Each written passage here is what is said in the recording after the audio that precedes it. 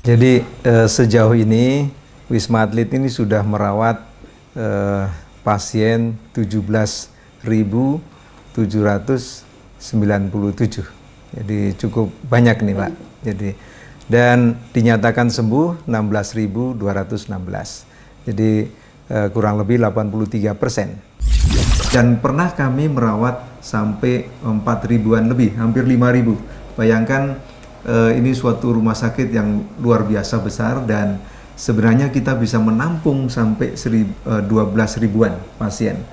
Saya kira ini merupakan rumah sakit terbesar di dunia barangkali untuk COVID-19 ini.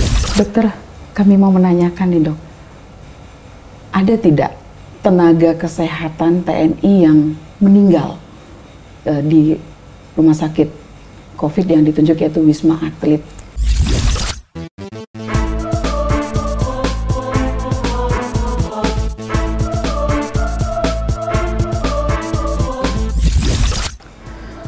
Tentara rakyat, tentara pejuang, tentara nasional, tentara profesional.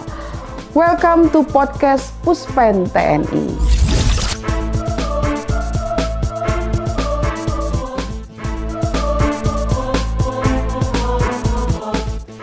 Sobat TNI, Pusat Kesehatan Tentara Nasional Indonesia merupakan badan pelaksana pusat Tentara Nasional Indonesia yang memiliki fungsi dan tugas menyelenggarakan dukungan kesehatan secara integratif pada kegiatan OMP dan kegiatan OMSP.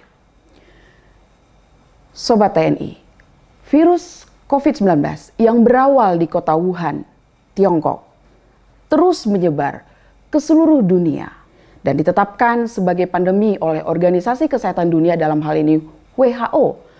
Dan hal ini pun Puskes TNI telah berperan aktif dalam operasi kemanusiaan penanganan COVID-19. Berawal dari pemulangan ratusan warga negara Indonesia dari kota Wuhan, Cina, dikarantina, observasi di Natuna, Pulau Sebaru, dan di Pulau Galang. Dan sampai saat ini, Wisma Atlet yang ditunjuk oleh pemerintah sebagai rumah sakit darurat COVID-19 telah menampung, merawat ribuan pasien yang terpapar virus corona. Tentara Nasional Indonesia telah mengerahkan ratusan tenaga kesehatan, di antaranya dokter spesialis, dokter umum, dan tenaga perawat untuk memberikan pelayanan dan penanganan maksimal terhadap pasien di Wisma Atlet. Hal ini sesuai dengan perintah Presiden Republik Indonesia kepada Bapak Panglima TNI untuk membantu percepatan penanganan COVID-19. Sobat TNI, kali ini saya akan bincang-bincang hangat dengan seorang dokter dan juga tentunya prajurit TNI yang sudah malang melintang di dunia kesehatan. Memiliki segudang pengalaman yang tidak diragukan lagi. Pernah menduduki jabatan dari sisi strategis, intelektual, dan akademis. Beliau adalah Maijen TNI Dr. Tugas Ratmono SPS Mars, Kepala Pusat Kesehatan Tentara Nasional Indonesia. Assalamualaikum Bapak.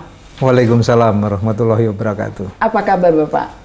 Selalu sehat, alhamdulillah. Yes, tentunya semangat ya Pak ya. Luar biasa, Luar semangat. biasa. Siap Bapak. Harus gembira dan jangan lupa bahagia.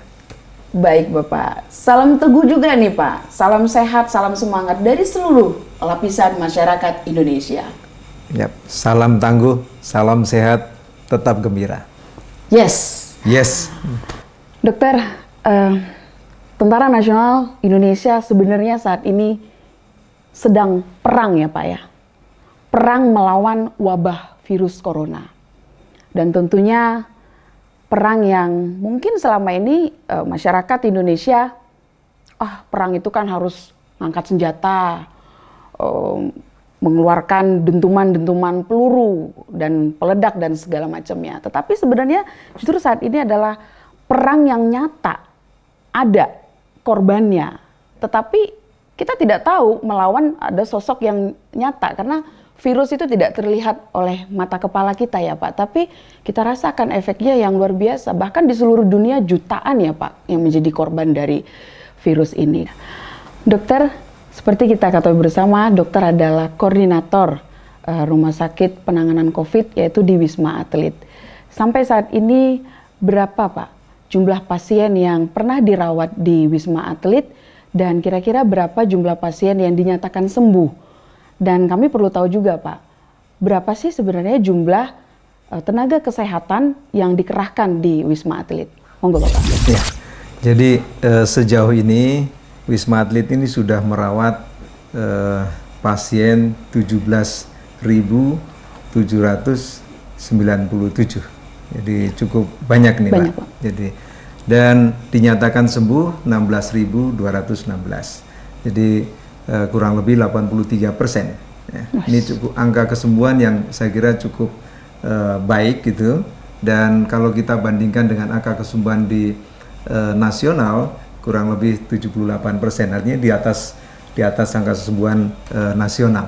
Dan saat ini kita merawat di sana ada 4 tower ya, 4 tower ya, di tower 6 dan 7. Kemudian untuk merawat pasien yang gejala ringan dan gejala sedang. Kemudian di tower 4 dan 5 ini adalah isolasi mandiri untuk dilakukan pantauan isolasi mandiri. Nah, untuk yang dirawat 6-7 ini gejala ringan dan sedang ini jumlahnya hari ini nih, ini 1.412. Dan yang di isolasi mandiri itu 1.214. Nah, ini totalnya sekitar 2.600 sekian. Jadi ini cukup banyak. Jadi dan pernah kami merawat sampai 4.000-an lebih, hampir 5.000. Bayangkan ini suatu rumah sakit yang luar biasa besar dan sebenarnya kita bisa menampung sampai 12.000-an pasien.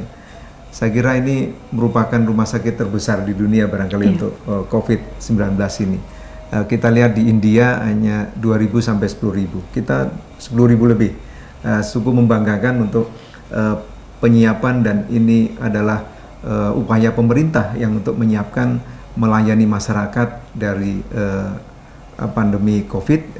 Ini disiapkan rumah sakit yang sangat besar di Wisma Atlet ini dan memerlukan tenaga dan seterusnya. Nah, tenaga di Rumah Sakit Wisma Atlet banyak dari berbagai institusi. TNI terlibat di dalamnya. Dan kebetulan saya selaku Keposkes TNI dan ditunjuk atau diperintahkan jadi koordinator Rumah Sakit Darurat COVID-19. Tenaga di sana sampai saat ini atau hari ini itu 359 tenaga, terdiri dari dokter spesialis, dokter umum, kemudian perawat dan tenaga kesehatan lainnya. Jadi dan sejak awal saya kira ribuan untuk tenaga yang terlibat dari TNI dan silih berganti dengan penugasan ke Rumah Sakit Wisma Atlet yang ditugaskan oleh Panglima TNI dalam hal ini melibatkan dari Kesehatan Matra, Angkatan Darat, Angkatan Udara, Angkatan Laut. Itu yang keterlibatan tenaga di Wisma Atlet sampai saat ini, Mbak Lena. Ya.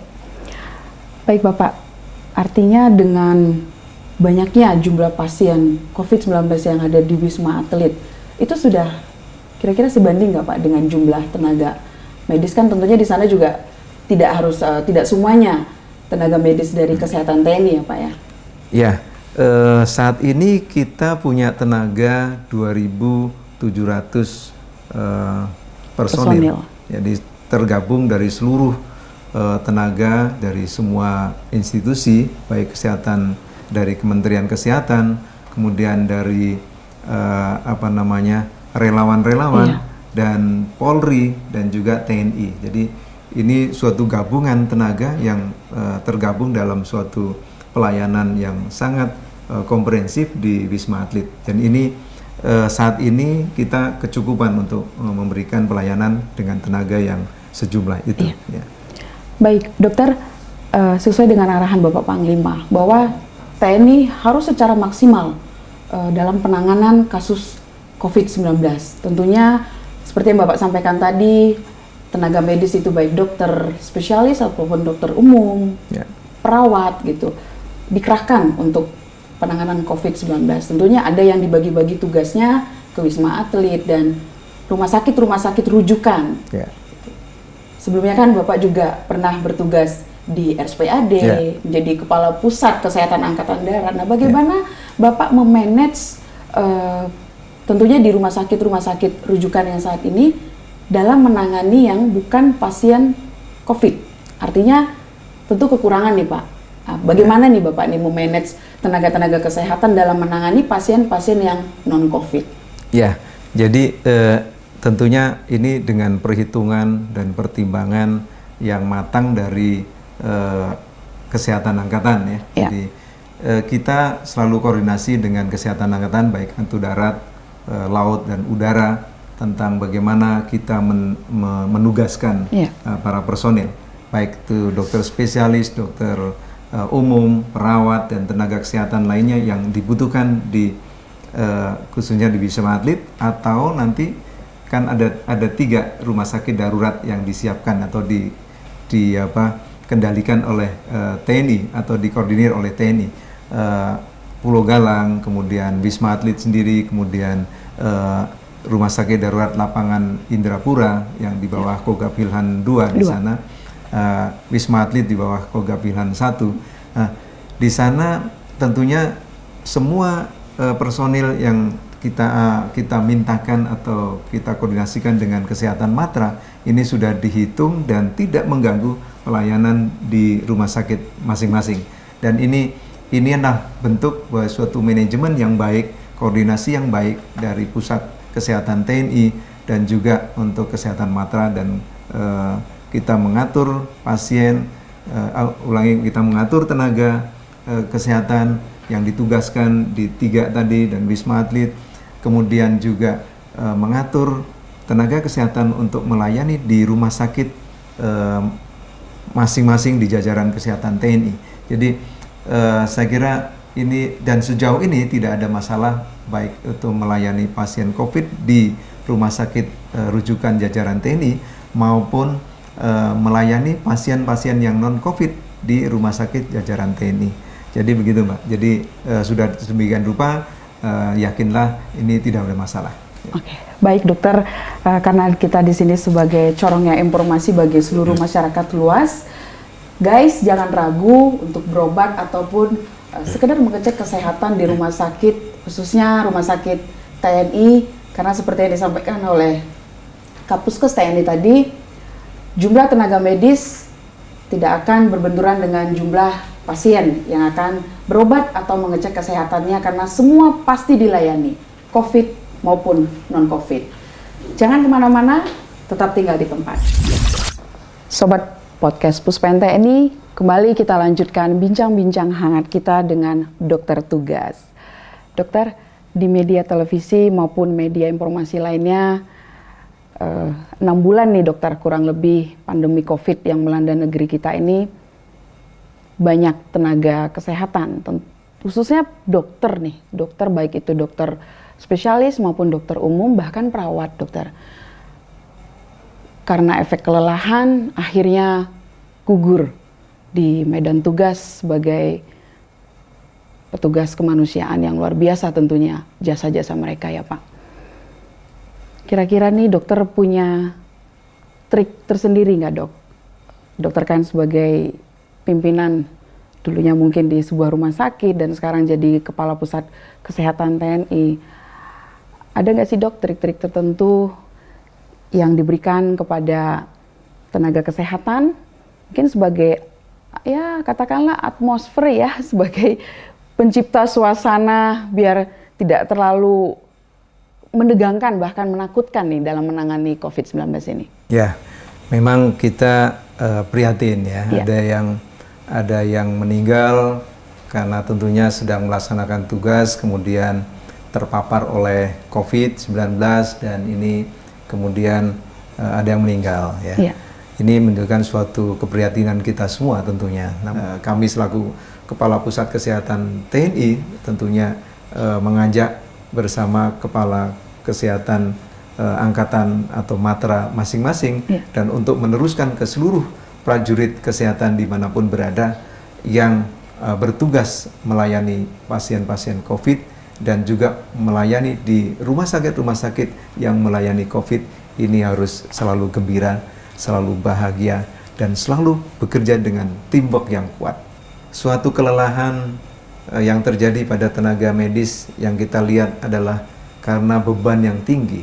Nah, kerja tim ini adalah memberikan suatu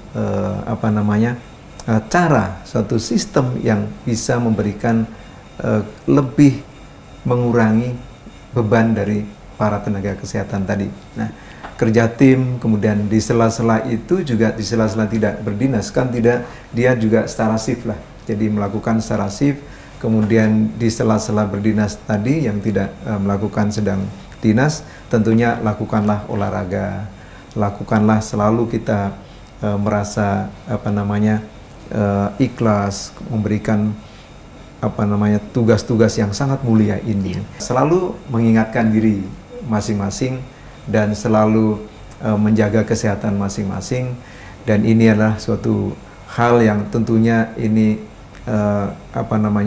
kita harus selalu bergembira, selalu bahagia di dalam suatu melakukan pelayanan ini. Ya, tentunya hati yang gembira itu adalah obat ya sebenarnya, dokter ya. Iya betul, hati gembira kita obat, karena kita yang gembira itu paling tidak ada stres, tidak ada cemas, itu imunitas kita jadi meningkat. Ini yang kita harus betul-betul kita bangun dan kita harus sadar bersama. Dan saya lihat teman-teman di lapangan selalu bahagia, selalu gembira. Ya. Baik dokter, dari beberapa artikel yang saya baca di media online, dokter itu menerapkan ada sistem kerja shift-shiftan ya. Tadi dokter ada sedikit, tapi boleh dong dok lebih dikupas tuntas ini dok ya, biar masyarakat tuh nggak penasaran, karena memang akhir-akhir ini di luar sana juga informasi baik secara media online maupun televisi, saya nih terutama pribadi nih dok, membaca artikel maupun informasi penekanan jumlah tenaga kesehatan dalam hal ini yang gugur itu semakin lama semakin menurun. Mungkin bisa jadi karena program yang diterapkan oleh dokter itu bisa menekan, karena memang efek kelelahan itu luar biasa dok. Dari artikel yang saya baca itu ada beberapa jam untuk kerja, ada 32 jam untuk istirahat. Saya secara bukan dari tenaga kesehatan berpikir 32 jam itu luar biasa lama sekali. Atau kok memang ada cara-cara yang lebih signifikan yang dokter terapkan? Monggo dok. Kami selaku koordinator di Rumah Sakit Darurat COVID-19 Wisma Atlet memang menerapkan bahwa ada 3 shift. Satu shift 8 jam kerja. Dan satu tim itu terbagi tim-tim kecil. Jadi ada 5 tim. Jadi satu tim kerja shift, artinya satu tim ini akan bekerja 8 jam. Kemudian dia akan menunggu giliran shift berikutnya untuk jaga itu 32 jam. Nah, kalau di Wisma Atlet memang mereka dengan 32 jam ini begitu waktu yang cukup kiranya untuk istirahat, untuk bisa berolahraga, kegiatan secara psikis yang nyaman dan seterusnya. Nah, saya kira di beberapa rumah sakit jajaran TNI atau rumah sakit manapun ya sudah dilakukan kerja shift. Katakanlah di RSPAD Gatot Subroto mereka juga melakukan kerja shift. Memang saat awal-awal itu terlihat betul bahwa dengan semuanya serba baru dan semuanya serba tidak persis tahu tentang bagaimana menghadapi COVID-19 saat itu. Katakanlah bulan Maret, April itu luar biasa. Sehingga awal-awal juga teman-teman kita yang di depan front line itu ada yang gugur dan ada yang sakit, kemudian terpapar, tapi ada yang beberapa tertolong dan baik lagi. Nah, ke depan sampai saat ini dan mudah-mudahan seterusnya ini tidak terdengar ya, tidak terdengar ada suatu proses kelelahan dan proses yang terpapar, meninggal dan seterusnya. Ini upaya yang betul-betul dalam proses kerja shift tentunya disesuaikan dengan kondisi atau situasi dari rumah sakit masing-masing. Nah, di Rumah Sakit Wisma Atlet memang kita tenaganya cukup besar di sana, disiapkan dari berbagai sumber, dan kita bisa mengatur shift dengan jarak kerja shift tadi 32 jam. Nah, kita harapkan di semua rumah sakit selalu kerja dengan teamwork yang baik, sehingga ini adalah membagi beban kerja yang luar biasa tadi untuk menghadapi atau melayani pasien COVID-19 ya. Gitu. Ya. Dokter, kami mau menanyakan nih dok, ada tidak tenaga kesehatan TNI yang meninggal di rumah sakit COVID yang ditunjuk, yaitu Wisma Atlet? Sejauh ini di Wisma Atlet, dan kita sangat berdoa sampai kapanpun, sampai mudah-mudahan akhir peperangan pandemi ini, mudah-mudahan tidak ada. Jadi kita sangat bersyukur di Rumah Sakit Darurat COVID-19 Wisma Atlet ini sampai saat ini tidak ada yang meninggal. Tidak ada. Ini menurut saya suatu syukur yang harus kita selalu panjatkan pada Tuhan Yang Maha Kuasa. Amin. Dan tapi di sisi lain rasa syukur ini harus diwujudkan dalam bentuk bahwa kita harus selalu berupaya, berusaha supaya jangan terpapar oleh COVID-19 dan jangan sampai menderita gejala ringan, gejala sedang, bahkan sampai berat dan menjadi kefatalan. Ini yang selalu kita jaga. Mudah-mudahan kita selalu berdoa khususnya di Wisma Atlet dan juga di rumah sakit jajaran TNI dimanapun berada. Mudah-mudahan semua tenaga selalu terjaga dari paparan COVID-19 ini. Iya. Ya. Baik, dokter. Tentunya tenaga kesehatan tersebut kan pastinya harus menerapkan protokol kesehatan, diantaranya penggunaan APD yang bukan hanya sekedar APD saja, tapi yang betul-betul sesuai dengan anjuran dari Badan Kesehatan Dunia, dalam hal ini WHO. Pada awal mulanya juga penyebaran COVID banyak terdengar kekurangan APD, tidak menutup kemungkinan juga di rumah sakit tentara. Nah, dalam hal ini Kapuskes bagaimana nih Pak tanggapannya dan menyingkapi hambatan-hambatan mungkin seperti kekurangan APD di rumah sakit TNI, atau mungkin sekarang di Wisma Atlet, apakah tercukupi Pak kesediaan dari APD tersebut? Iya, untuk APD saat ini kalau di Wisma Atlet sendiri tercukupi ya. Jadi penyediaan APD disediakan, kita pengajuan kemudian disediakan oleh Kementerian Kesehatan dan juga melalui katakanlah pengajuan lewat Satgas, dalam hal ini BNPB, kemudian mengajukan ke Kemkes dan Kemkes memberikan dukungan atau penyiapan APD tadi. Jadi sejauh ini untuk di Wisma Atlet tidak ada masalah untuk ketersediaan APD. Dan saat itu awal-awal memang luar biasa bahwa APD itu kurang di sana sini. Kita pahami betul APD yang betul-betul sesuai standar itu waktu itu adalah hanya bisa diimpor dan seterusnya. Dan saat ini APD kita bersyukur sudah di dalam negeri pun Indonesia sudah bisa membuat APD yang standar, yang sudah direkomendasi oleh WHO dan direkomendasi oleh Kementerian Kesehatan sehingga kita bisa pakai. Dan kalau pengalaman kami di Rumah Sakit Darurat COVID-19, ada beberapa contoh APD yang tentunya sebelum dipakai kita uji dulu. Jadi ada uji dengan mereka karena sudah berpengalaman gitu ya, mana APD yang bisa kita pakai dengan tentunya sudah ada rekomendasi dari Kementerian Kesehatan yang sesuai dengan rekomendasi WHO. Ini kita uji, kemudian lolos uji di Rumah Sakit Wisma Atlet sesuai dengan penggunaan yang prosedur yang baik dan aman. Maka kita ajukan juga ke Departemen Kesehatan untuk diadakan yang sesuai dengan pengujian itu. Jadi sejauh ini kita bersyukur bahwa APD terpenuhi, dan kami juga mendengar dari semua jajaran kesehatan TNI, baik kesehatan matra, darat, udara, laut, itu juga tercukupi dari kebutuhan APD. Dan kita selalu tentunya berkoordinasi dan dengan Kementerian Pertahanan di sana, khusus melalui jalur Direktorat Kesehatan Kuathan di sana, tentunya kalau ada APD yang kurang secara keseluruhan, secara nasional, kita selalu berkoordinasi untuk pemenuhannya seperti apa. Itu yang kita lakukan, dan mudah-mudahan sampai kapanpun kita tercukupi untuk pemenuhan APD ini. Ya dok, karena waktu itu juga viral sekali ya dok ya, ada bahkan sampai memakai jas hujan ya dok ya, karena saking minimnya dukungan APD, dan prestasi kerja yang luar biasa untuk Puskes TNI.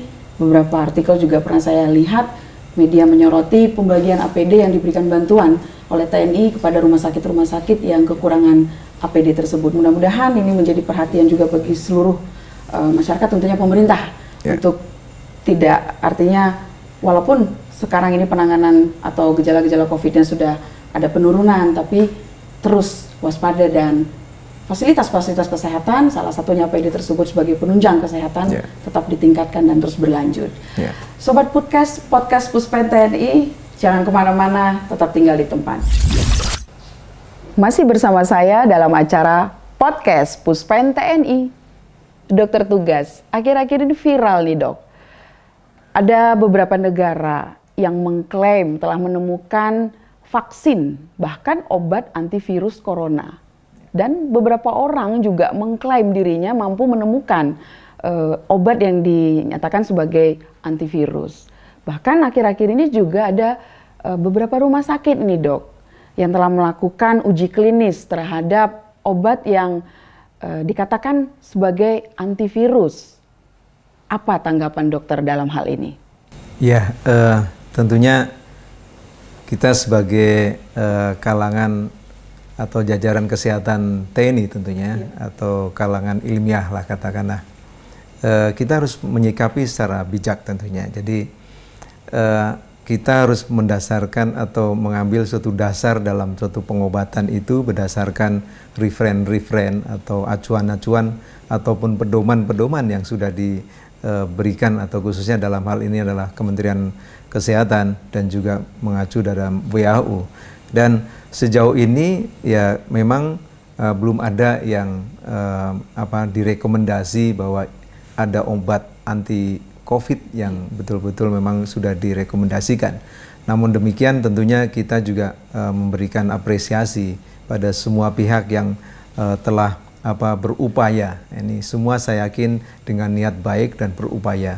Namun demikian kita harus sadar betul bahwa semua obat-obatan yang diklaim apapun gitu ya, untuk berkaitan dengan pengobatan COVID ini harus betul-betul disikapi dengan baik dan dicermati, karena obat-obatan itu kan ada suatu efek yang kita harapkan dalam konteks penyembuhan, tapi juga ada efek yang sifatnya mungkin negatif, dalam artian tidak memberikan atau efek samping dan seterusnya yang tidak menguntungkan. Ini yang kita harus betul-betul sikapi. Nah, dalam hal ini berbagai sumber katakanlah, mulai dari para pakar, kemudian para perhimpunan dalam hal ini katakanlah yang sering berkaitan dengan COVID-19 ini, Perhimpunan Dokter Ahli Paru Indonesia, kemudian juga pakar-pakar dari peneliti-peneliti dari BP POM katakanlah ya, Badan Pengawasan Obat Makanan, ini mereka semua belum memberikan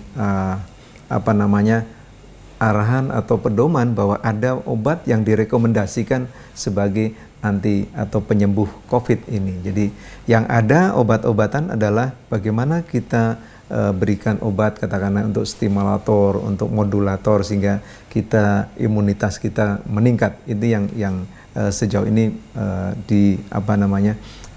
diedarkan untuk pengobatan-pengobatan itu. Dan yang paling penting justru dalam konteks ini bagaimana kita meningkatkan imunitas, kemudian juga bagaimana di dalam perawatan ini terjaga betul-betul imunitas baik, kemudian kecukupan dari sisi nutrisi dan lainnya. Kemudian juga pengobatan-pengobatan ini ditujukan tentunya pada komplikasi-komplikasi selain karena efek dari infeksi virus ini, itu yang penting untuk diobati. Dan obat-obat itu seperti katakanlah ada komorbid ya, baik diabetes, hipertensi dan lain sebagainya, itu kan obat-obat standar sudah ada rekomendasi. Dan katakanlah ada komplikasi dengan keluhan-keluhan yang ada, kita memberikan pengobatan secara simptomatik namanya. Ini yang harus diberikan pada pasien-pasien atau penderita COVID-19 ini.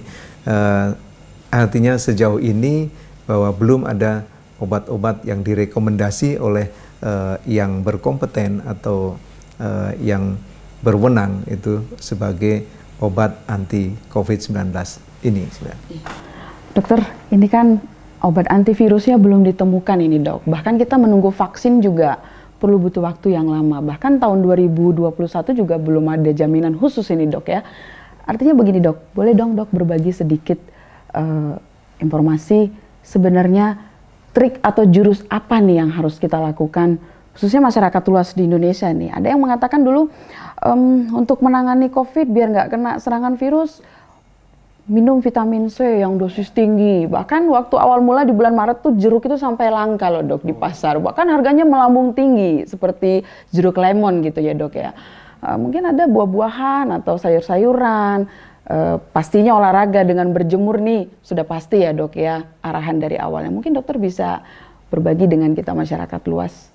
Kira-kira nih apa ini yang tepat nih dok? Makanan nih khususnya dok. Vitamin-vitamin ini dok yang bisa membunuh katakanlah secara perlahan tuh virus itu dok. Silakan. Iya, seperti tadi disampaikan bahwa belum ada suatu obat atau makanan atau apapun jenisnya yang bersifat diminum, dimakan yang bisa membunuh virus gitu. Yang ada baru apa namanya kemungkinan ini bisa dan seterusnya gitu. Jadi inilah yang membuat tadi sampai jeruk langka, lemon langka dan seterusnya itu adalah karena saat itu tentunya ada suatu proses yang kita pahami, ada kebingungan masyarakat, kecemasan masyarakat, dan bahkan dari semua sampai ke mungkin sebagian petugas kesehatan juga, oke, boleh dan seterusnya, karena tentunya belum ada obat yang pasti. Nah, tentunya dalam konteks ini yang paling penting saat ini bukan ini pendapat saya dan beberapa pakar tentunya, bukan hal obat dan seterusnya, kecuali makanan pasti kita harus makanan, olahraga dan seterusnya. Tapi yang paling penting adalah justru yang efektif, efisien itu dengan 3M sebenarnya. Harus memakai masker, menjaga jarak, mencuci tangan, itu harus dilakukan secara disiplin.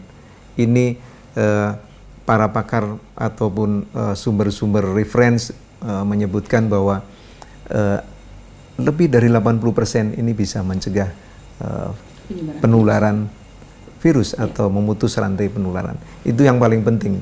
Selalu kita mengkampanyekan mari disiplin melakukan protokol kesehatan 3M. Pakai masker, menjaga jarak, mencuci tangan.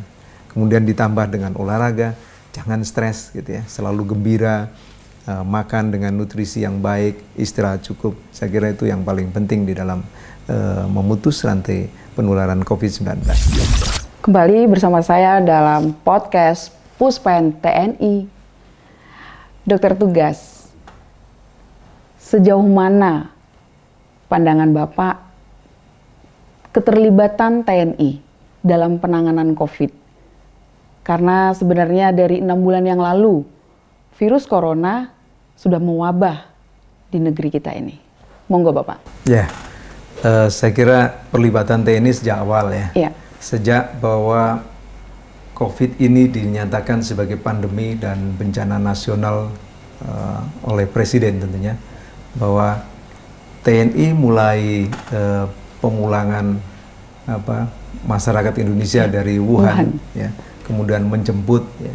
Di sana TNI juga sudah terlibat, baik penyiapan pesawat udara dari TNI Angkatan Udara, kemudian dari Angkatan Darat katakanlah menyiapkan atau menyiapkan tenaga kesehatan baik spesialis maupun perawat yang ikut menjemput dari Wuhan kemudian ke Batam dan kemudian ke karantina Natuna.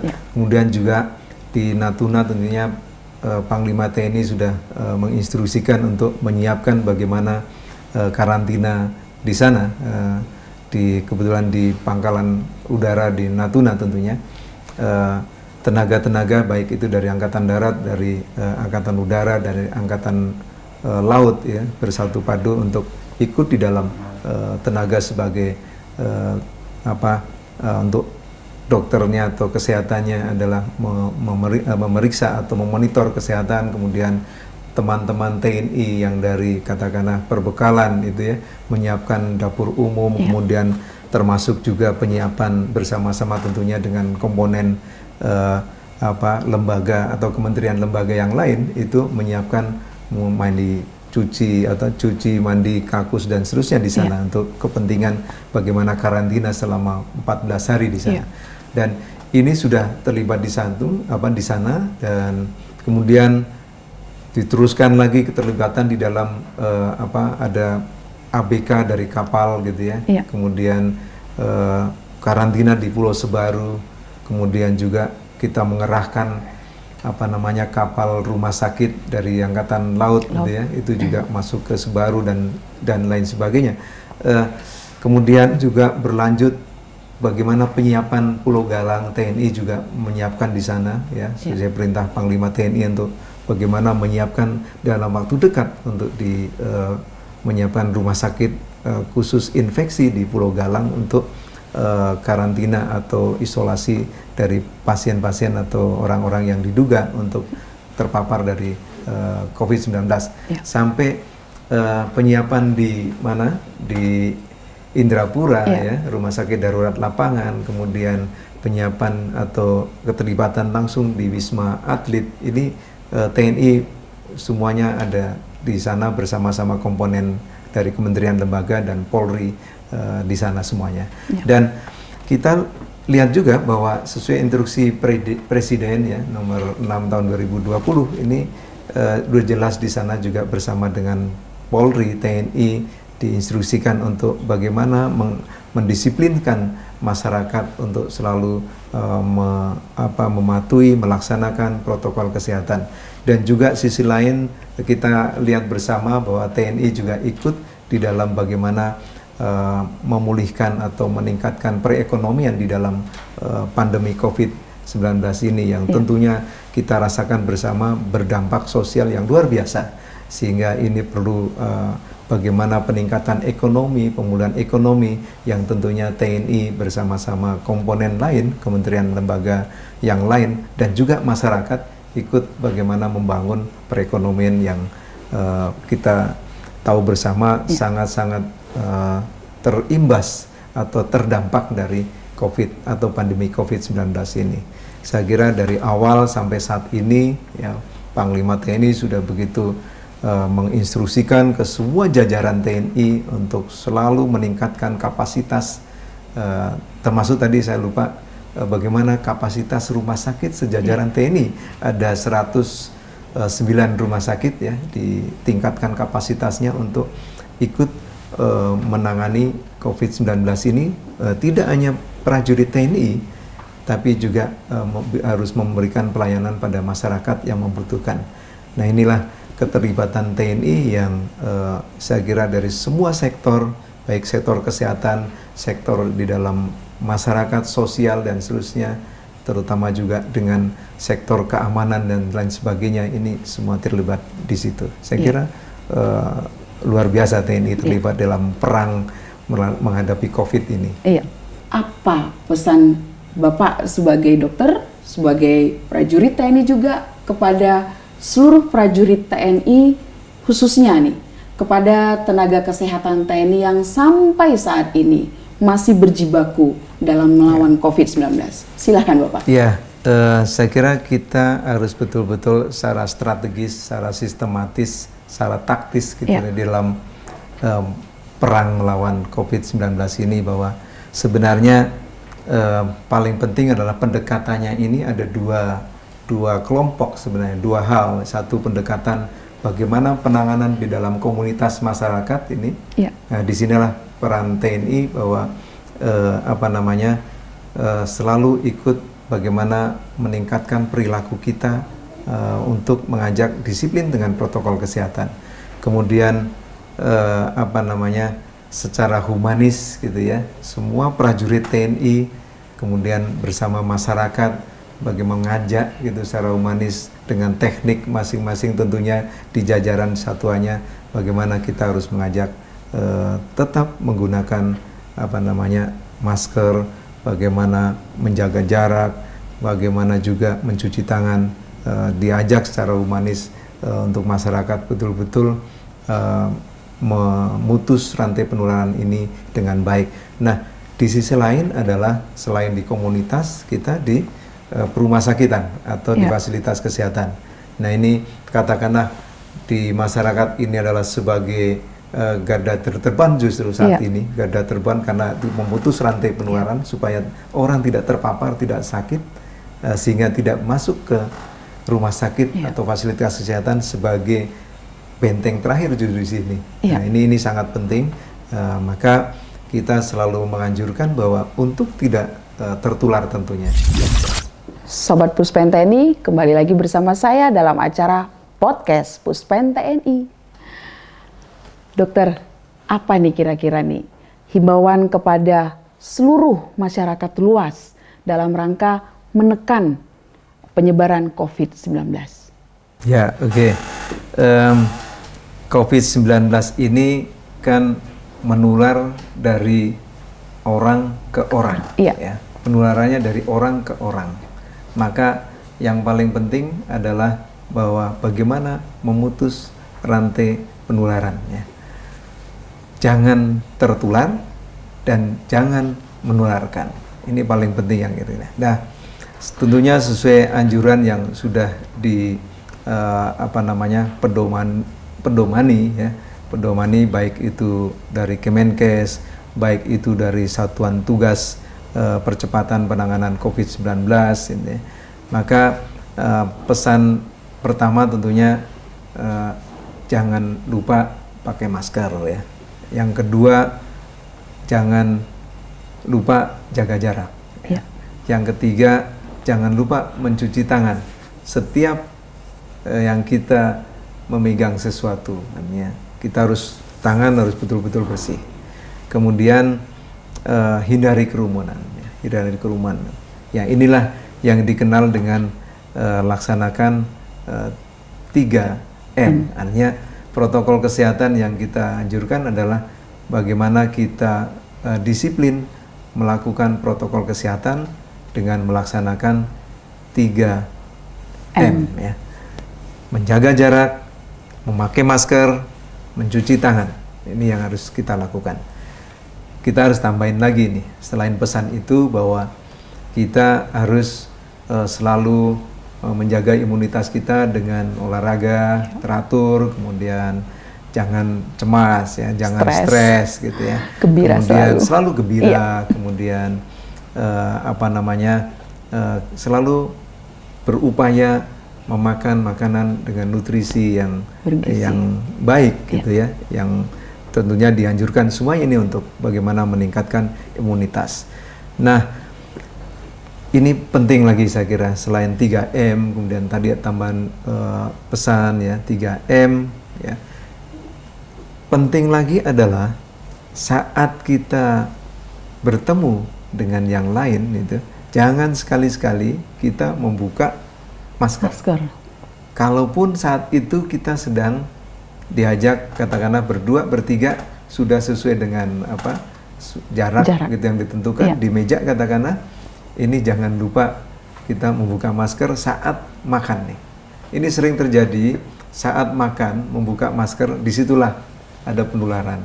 Ini penting, ya. Jadi lakukan 3M, menjaga jarak, memakai masker, mencuci tangan, dan hindari buka masker saat kita makan. Artinya lebih baik makanan kita bawa pulang aja sendiri, makan sendiri. Iya, Dok.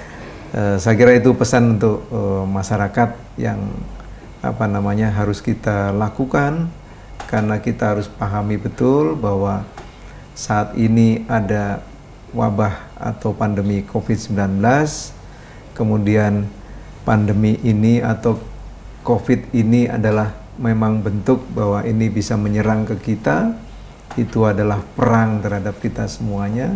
Tentunya satu lagi, jangan lupa kita harus berdoa. Iya. Selalu gembira, jangan lupa bahagia, selalu berdoa. Ya. Sobat Puspen TNI dimanapun Anda berada, jangan lupa ya, tetap melaksanakan protokol kesehatan dengan 3M.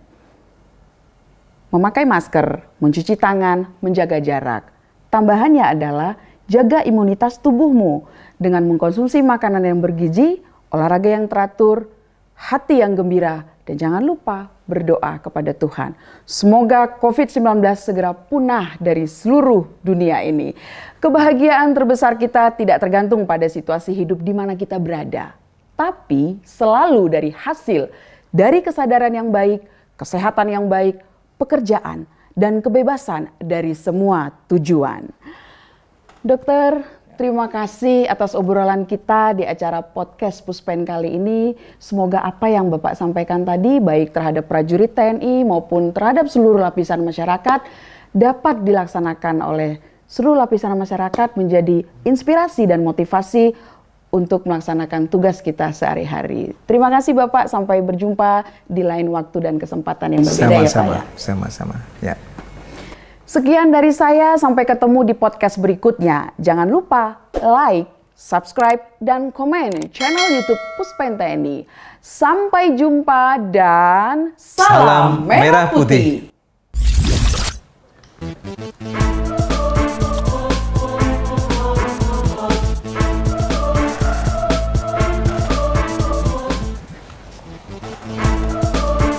Terima kasih Bapak. Assalamualaikum warahmatullahi wabarakatuh.